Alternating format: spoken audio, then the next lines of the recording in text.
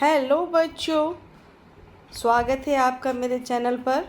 और आपके डिमांड पर आज आपके क्लास के ज्योग्राफी की पुस्तक के साथ मैं उपस्थित हुई हूँ। ये एनसीईआरटी की बुक है क्लास 7 की, और इसका पहला टॉपिक है पर्यावरण से संबंधित, जिस पर आज मैं आपको पहला लेक्चर दे रही हूँ। उम्मीद है आप लोगों को समझ में भी आएगा और आगे इस पर और काम किया जाएगा, प्रश्न उत्तर पर भी डिस्कस किया जाएगा। लेकिन जो टॉपिक है उसको समझ लेते हैं कि पर्यावरण के बारे में ये चैप्टर आपको क्या समझाना चाहता है। आइए शुरू करते हैं।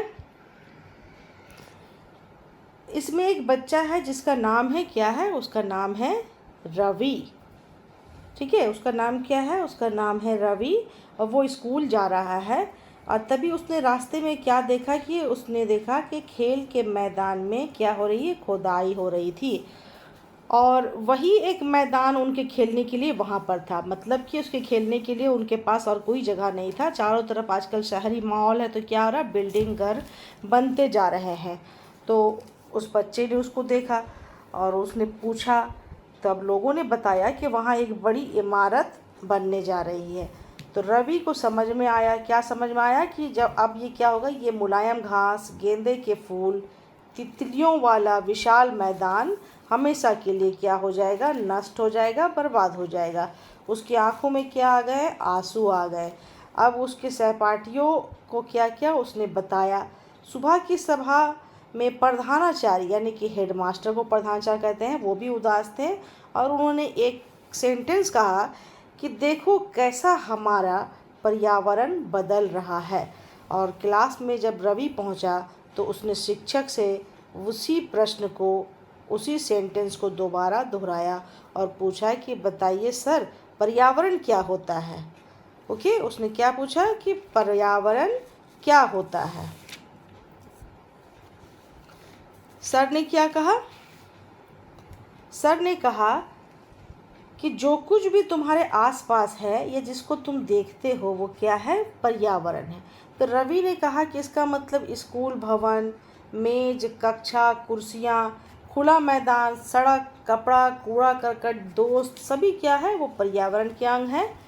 तो शिक्षक ने कहा हाँ बिल्कुल, लेकिन उसको समझने की ज़रूरत है कि प्रकृति में जो चीज़ें हैं उनके भी दो कैटेगरी हैं, एक मानव निर्मित है और एक प्रकृति निर्मित है। प्रकृति निर्मित में हम कौन सी वस्तुओं को ले सकते हैं, उसमें आती है पर्वत, नदियाँ, पेड़, प्राणी इत्यादि।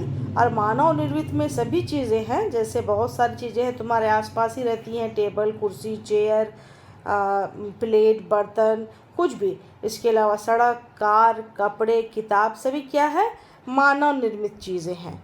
तो अब देखो यहाँ पर एक जो है कार्य दिया गया है कि आप दो बच्चों के साथ अपना एक ग्रुप बनाए। क्या बनाए, ग्रुप बनाए। तो दो क्या, आप अपने स्कूल के बच्चों के साथ 3, 4, 5 के ग्रुप बना सकते हैं और अपने ग्रुप में जो है 2 कॉलम बनाएं और उसमें प्रकृति द्वारा निर्मित वस्तुओं के नाम और मानव द्वारा निर्मित वस्तुओं के नाम को अलग करें। ठीक है, तो ये आप कर सकते हैं अपने समझ को और बढ़ाने के लिए। अब यहाँ पर एक तस्वीर दी गई है। ये तस्वीर एक जो है ग्रीन जंगल की है। इसमें जो है बताया जा रहा है कि हमें पर्यावरण से क्या मिलता है। हमें पर्यावरण से क्या मिलता है, हमें पर्यावरण से हवा मिलती है। क्या मिलती है बच्चों, हवा, पीने के लिए पानी मिलता है, खाने के लिए भोजन मिलता है, भूमि मिलता है रहने के लिए। ये सभी हमें क्या मिलता है, पर्यावरण यानी प्रकृति से प्राप्त होती है। ठीक है, अब क्या है, मानव उसको क्या करता है, मानव उस सारी प्राकृतिक चीज़ों में अपने सहयोग को कैसे बढ़ाता है। वाजिब सी बात है कि मानव का सहयोग प्रकृति के लिए कुछ अच्छा नहीं हो रहा है, इसलिए कि क्या करते हैं, वो धुआं जो है उसके मानव के कार्यों से, जो गाड़ी वगैरह चलने से या फिर चूल्हे के जलाने से जो धुआं जो उत्पन्न होता है वो क्या करता है, वायु को प्रदूषित करता है। और क्या करना है, पात्र जो है, पात्र बनाते हैं मानव, ठीक है, उसी बर्तन में खाना पानी भी करते हैं, फिर कारखानों का निर्माण करते हैं, उनसे भी क्या होता है, उनसे भी प्रकृति नुकसान होता है। तो ये सारे मानव का सहयोग कह सकते हैं, यही विनाश का कारण कह सकते हैं। अब देखिए ये कुछ तस्वीर दी गई बच्चों की, उसमें नाम है बच्चों के नाम रवि, परमजीत, जस्सी। क्या नाम है बच्चों के? रवि है, परमजीत है, जस्सी है, मुस्तफ़ा है, आशा है। ये सभी क्या है? ये सभी बच्चों ने एक ग्रुप का निर्माण किया और वो क्या कर रहे हैं, उस पे उसी बात को पर्यावरण क्यों बदल रहा है इसको सवाल कर रहे हैं एक दूसरे से। ठीक है, आगे बढ़ते हैं। अब यहाँ तस्वीर जो है इसको समझने की ज़रूरत है कि इस तस्वीर में जो है पर्यावरण के घटक के बारे में बताया गया है।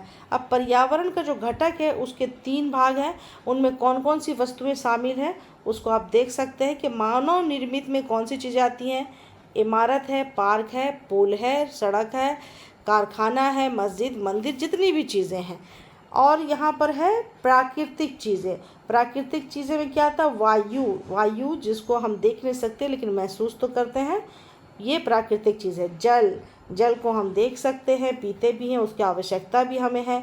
उसके बाद स्थल मंडल, ये भूमि, ठीक है। उसके बाद ये नेचर, जहाँ पेड़ पौधे वगैरह क्या है, ये है प्राकृतिक घटक, ठीक है। अब उसके तीसरा क्या है? मानव में, मानव की श्रृंखला में कौन कौन सी चीज़ें शामिल है वो भी समझ लेते हैं। मानव की आवश्यकताएं क्या है? वो राजनीतिक स्थिति में है। उसका आर्थिक भी जो क्या है उसमें स्वेच्छा, उसकी इच्छा शामिल है। उसके बाद उनका जो पढ़ाई लिखाई है, उनका जो प्रार्थना गृह है, और उनका समुदाय को बनाना है, उनका परिवार का बनाना है, एक व्यक्ति के रूप में भी वो क्या है? मानव घटक की चीज़ें हैं। तो ये सारे क्या हुए? आपके पर्यावरण के घटक है। कौन कौन? प्राकृतिक घटक, मानव निर्मित घटक और मानव स्वयं। नेक्स्ट बढ़ते हैं। देखिए अब यहाँ पर है कि इसलिए प्राकृतिक वातावरण में परिवर्तन करते हैं कौन? मानव। मानव की आवश्यकताएं बहुत हैं। अब यहाँ पर प्रकृति को 2 चीज़ों में बांटा गया है, जीव्य और अजीव्य। जीव्य जो कि जिसमें जीवन है, जिससे संसार बना है, पादप है, जंतु है, मानव, सभी चीज़। अजीव जिससे निर्जीव पदार्थ आते हैं, जैसे कि संसार, स्थल, ठीक है, पर्यावरण वगैरह, ये सब क्या निर्जीव है, लेकिन इन सब को मिला करके भी आपका पर्यावरण बनता है। अब ये ऊपर जितनी बातें हुई हैं उस ये समझ में तो आया है क्या कि जीवित प्राणी के चारों ओर पाए जाने वाले लोग, स्थान, वस्तुएं, प्रकृति को क्या कहते हैं? पर्यावरण कहते हैं। क्या कहते हैं? पर्यावरण। क्या क्या? जीवित प्राणी के चारों ओर। आपका उत्तर जो है बिल्कुल यहीं पर है।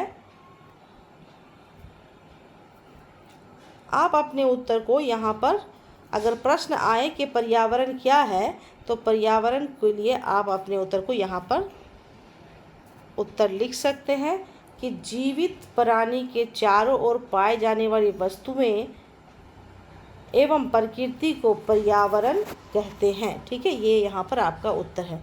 अब प्राकृतिक पर्यावरण में पृथ्वी पर पाए जाने वाले जीवित अजीव दोनों परिस्थितियाँ सम्मिलित है। उसमें कौन सी परिस्थितियाँ सम्मिलित है? जीवीय और अजीव दोनों ही सम्मिलित है। आगे बढ़ते हैं। अब यहाँ पर है प्राकृतिक पर्यावरण। प्राकृतिक पर्यावरण में कौन कौन सी चीज़ें हैं उनको भी समझ लेते हैं। भूमि है, जल है, वायु है, पेड़ पौधे, जीव जंतु, सभी क्या है? प्राकृतिक पर्यावरण है। अब स्थल मंडल, जल मंडल, वायुमंडल, जैव मंडल से पहले आपको तो परिचित कर ही दिया गया है। अब इनके संबंध में कुछ बातों को जान लेते हैं। पृथ्वी की ठोस परिपटी या कठोर ऊपरी परत को क्या कहते हैं? आपका प्रश्न है कि स्थल मंडल किसको कहते हैं? तो पृथ्वी की ऊपरी परिपटी, ठोस परिपटी या कठोर ऊपरी परत को स्थल मंडल कहते हैं। अब ये चट्टानों एवं खनिजों से बना होता है एवं मिट्टी की पतली परत से ढका होता है। ये क्या है? चट्टानों और खनिजों से बना होता है और मिट्टी की पतली परत से ढका होता है। ये पहाड़, पठार, मैदान, घाटी, ऐसी जो स्थलाकृतियों वाला विषम धरातल, यानी कि एक ही धरती पर जो है ये सारी चीज़ें हमें मिलती हैं, तो ये क्या है? विषमता का उदाहरण है। तो इन सबको धरातल होता है। ये स्थलाकृतियाँ महाद्वीप के अलावा महासागर की सतह पर भी पाई जाती है। यानी कि ये सारी चीज़ें जो है पठार पहाड़, हम लोगों ने समुद्र के अंदर पूरा देखा नहीं है। जिन लोगों ने देखा, जो साइंटिस्ट रिसर्च करते हैं, उनको पता है कि ये चीज़ें समुद्र के अंदर भी मिलती हैं और स्थल पर यानी समुद्र के बाहर भी मिलती हैं। स्थल मंडल वो क्षेत्र है, अब आप यहाँ पर है कि स्थल मंडल के बारे में और जान लें कि स्थल मंडल वो क्षेत्र है जो हमें वन, कृषि, मानव बस्तियों के लिए भूमि, पशुओं को चरने के लिए घास का स्थल, खनिज संपदा आदि का स्रोत है, जो कि हमें ज़मीन से प्राप्त होता है। ठीक है, अब यहाँ जल मंडल को देखते हैं। स्थल मंडल के बारे में पढ़ चुके, तो जल मंडल का क्षेत्र ही जल मंडल कहलाता है, जल का क्षेत्र। और जल के विभिन्न स्रोत है, कौन कौन से हैं? नदी है, झील है, समुद्र है, महासागर है, और विभिन्न जलाशयों से मिलकर क्या बनता है? क्या बनता है? जल मंडल मिलता है। ये सभी प्राणियों के लिए क्या है? आवश्यक है। जितने भी जल के जितने भी स्रोत हैं, ये प्राणियों के लिए आवश्यक है, चाहे झील हो, चाहे समुद्र हो, चाहे महासागर हो। इन सबसे अलग अलग चीज़ उत्पादित होती है, जो कि मनुष्य के जीवन में बहुत ही महत्वपूर्ण कार्य करते हैं। पृथ्वी के चारों ओर फैली वायु की पतली परत को वायुमंडल कहते हैं। ठीक है, हमने पढ़ा स्थल मंडल, हमने पढ़ा जल मंडल, वायुमंडल। पृथ्वी के चारों ओर फैली वायु की पतली परत को क्या कहते हैं? वायुमंडल कहते हैं। पृथ्वी का गुरुत्वाकर्षण यानी कि अट्रैक्शन बल जो होता है, वो चारों ओर क्या होता है? वायुमंडल को थामे रखता है। वायुमंडल पृथ्वी में ही सिर्फ मिलता है। प्लानेट हमारे पास कितने हैं? 8 हैं, लेकिन सभी में वायुमंडल नहीं है, क्योंकि केवल पृथ्वी के पास वायुमंडल है, इसलिए यहाँ जीवन है। तो वो उसको थामे, उसको रोके रखने की क्षमता किसमें है? गुरुत्वाकर्षण में। किसमें है? गुरुत्वाकर्षण में। ये सूर्य की झुलसाने वाली गर्मी हानिकारक किरणों से हमारी रक्षा करता है।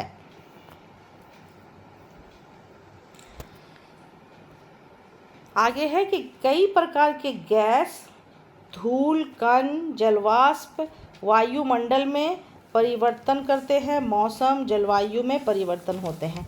पादप एवं जीव, पादप और जीव मिलकर जैवमंडल का निर्माण करते हैं।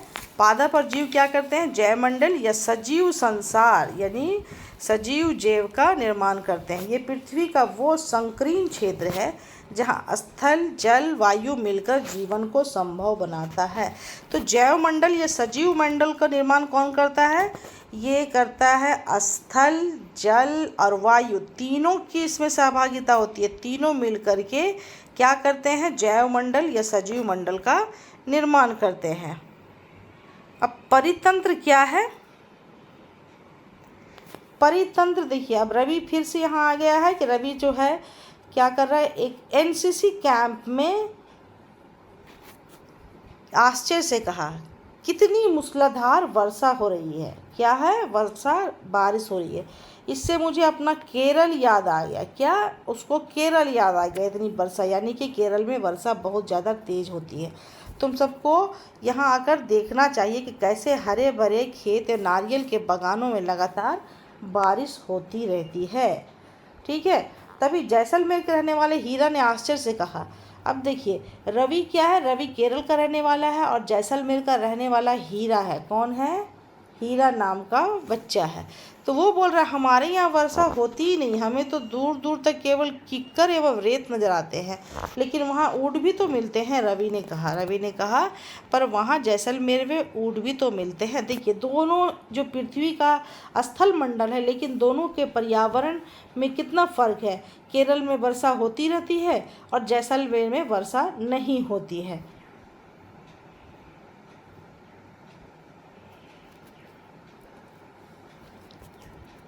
अब यहाँ रवि और हीरा के बीच बात हो रही है।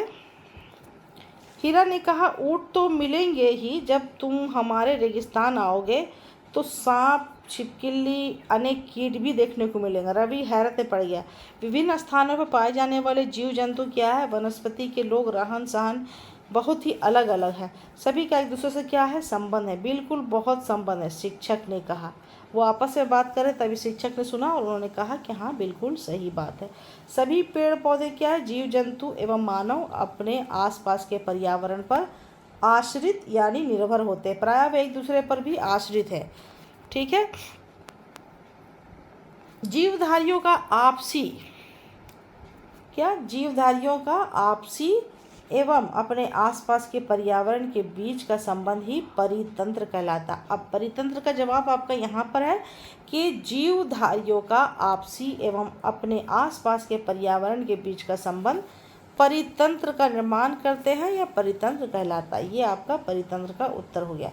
अधिक वर्षा वाले घास स्थल, रेगिस्तान, पर्वत, झील, नदी, महासागर, छोटे से ताल भी एक परितंत्र हो सकता है। क्या आपको लगता है कि जिस पार्क में रवि उसके मित्र खेलते थे वो भी एक परितंत्र बनाता था? ये एक सवाल है।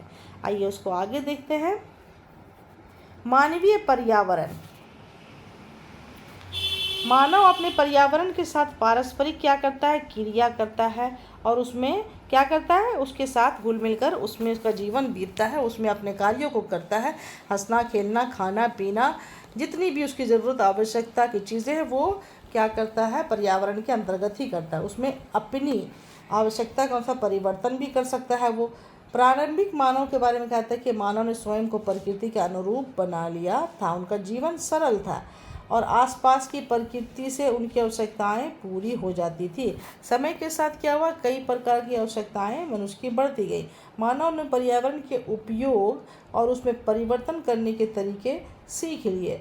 उसने फसल उगाना, पशु पालना, अस्थायी जीवन जीना सीख लिया।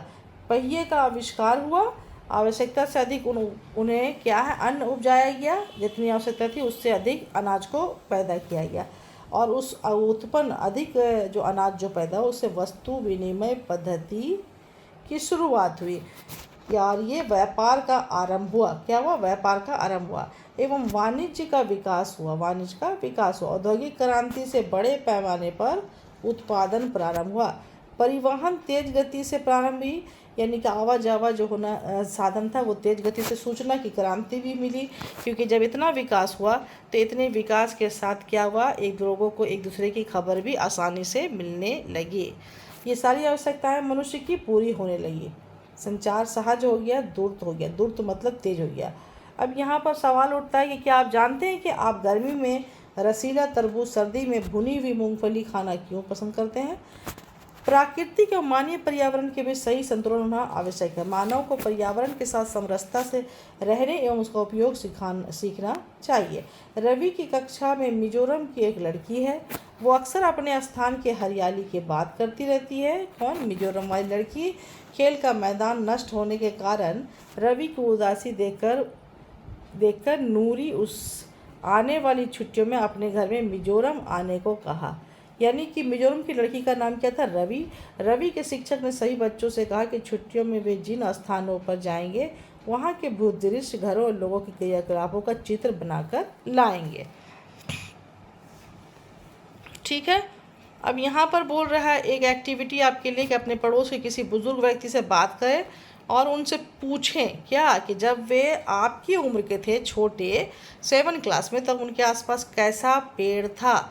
उस समय के घर के अंदर खेले जाते थे या खेल बाहर होते थे।